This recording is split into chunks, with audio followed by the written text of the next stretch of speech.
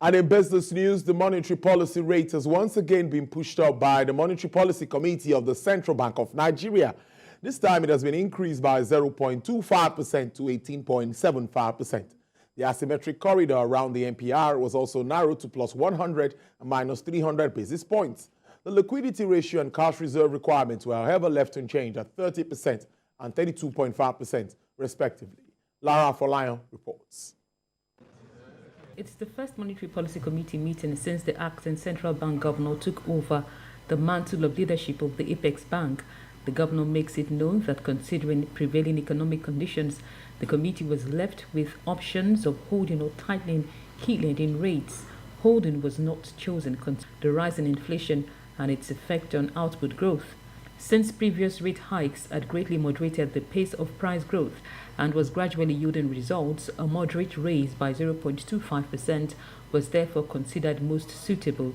This was alongside the narrowing of the asymmetric corridor to plus 100 and minus 300 basis points from the previous plus 100 and minus 700 basis points around the MPR. The MPR voted to raise the policy rate by 25 basis points from 18.5 to 18.75%, adjust the asymmetric corridor to plus 100 minus 300 basis points around the MPR, retain the CRR at 32.5%, and retain the liquidity ratio at 30%.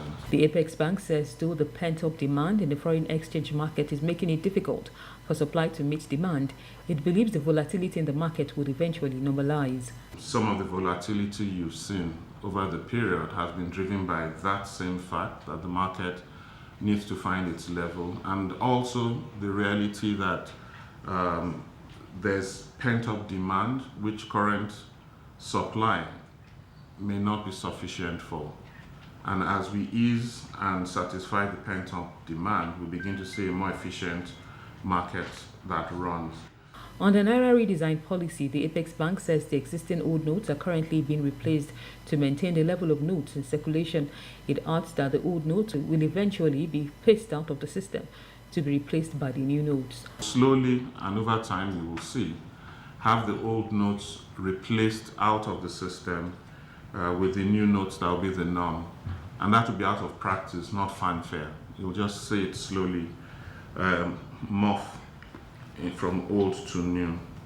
The committee urged the monetary and fiscal authorities to collaborate towards addressing inflation and incentivize domestic investment to reduce unemployment and boost output. The monetary policy rate has been consistently raised in recent times, with the Monetary Policy Committee pushing up the rates by 0.5% to 18.5% at its last meeting in May.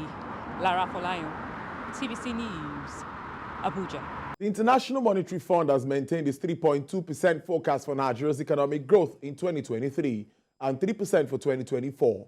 The Washington-based financial institution made the projections in its latest World Economic Output Report, released on Tuesday. In the report titled Near-Term Resilience Persisting Challenges, it also predicted that sub-Saharan Africa will experience a decrease in growth projected at 3.5% in 2023, followed by a recovery to 4.1% in 2024.